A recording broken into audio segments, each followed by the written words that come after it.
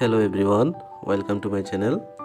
আজকে আমরা ক্রিস্টোফার মার্লোর সাহিত্যকর্ম সম্পর্কে জানব। প্রথমে আমরা মার্লো সম্পর্কে কিছু তথ্য জেনে নিই। তিনি 1564 খ্রিস্টাব্দে জন্মগ্রহণ করেন। তার জন্মসালটা ইম্পর্টেন্ট কারণ একই সালে শেক্সপিয়ার এবং গ্যালিলিও জন্মগ্রহণ করেন। সো এটা একটু ভালো করে মনে রাখতে হবে। এবং তিনি ছিলেন এলিজাবেথান পিরিয়ডের একজন নাট্যকার। এবং তিনি ব্ল্যাঙ্ক ভার্স বা অমিত্রাক্ষ ছন্দের প্রবর্তক। তাকে ফাদার অফ ইংলিশ ড্রামা বা ট্র্যাজেডি বলা হয়, যেটা 40 BCS আসছে। এরপরে আমরা আরও দেখি কি শেক্সপিয়ারের পূর্বে তাকেই ইংল্যান্ডের শ্রেষ্ঠ নাট্যকার হিসেবে বিবেচনা করা হতো এবং তিনি একজন ইউনিভার্সিটি উইট ছিলেন। এখন আমরা তার সাহিত্যকর্ম সম্পর্কে জেনে নিব।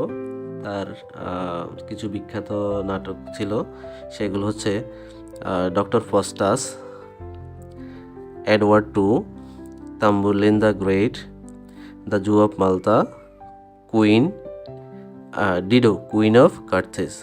এরপর তার দুইটা লিরিক বা গীতি কবিতা আছে, সেগুলো হচ্ছে hero and Linder, passionate shepherd to his love. এখন আমরা তার এই নাটকগুলো বা সাহিত্যকর্মগুলো মনে রাখার সহজ টেকনিক দেখব।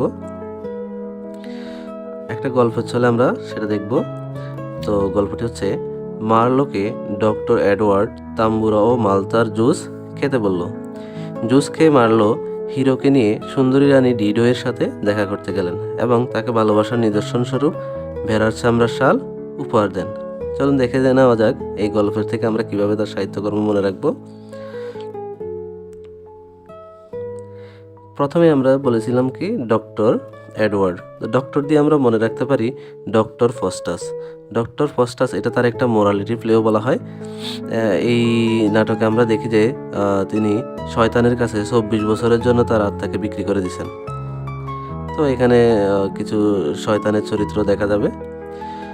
এরপরে এডওয়ার্ড দিয়ে আমরা মনে রাখতে পারি এডওয়ার্ড টু, যেটা তার একটা হিস্টোরিক্যাল প্লে। এরপরে তাম্বুরা থেকে আমরা মনে রাখতে পারি তাম্বুরলাইন দ্য গ্রেট। তারপরে মালতার জুস থেকে আমরা মনে রাখতে পারি দ্য জু অফ মালতা। এরপর আমরা বললাম হিরোকে নিয়ে সে রানীর সাথে দেখা করতে গেছে। হিরো থেকে আমরা মনে রাখতে পারি তার একটা গীতি কবিতা হিরো অ্যান্ড লিন্ডার, যেটা জর্জ চ্যাপম্যান সমাপ্ত করেন। এরপরে সুন্দরী রানী ডিডো থেকে আমরা মনে রাখতে পারি ডিডো কুইন অফ কার্থেজ, যেটা তার প্রথম নাটক। সর্বশেষ ভালোবাসার নিদর্শন স্বরূপ ভেড়ার চামড়া থেকে আমরা মনে রাখতে পারি passionate shepherd to his love.